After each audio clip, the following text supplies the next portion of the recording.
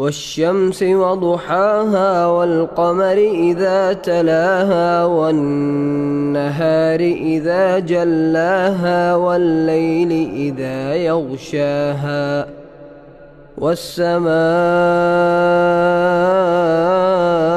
وما بناها والأرض وما طحاها ونفس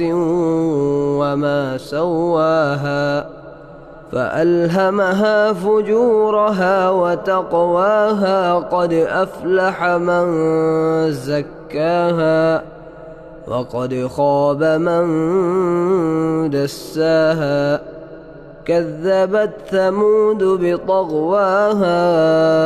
إذ انبعث أشقاها فقال لهم رسول الله ناقة الله وسقياها فكذبوا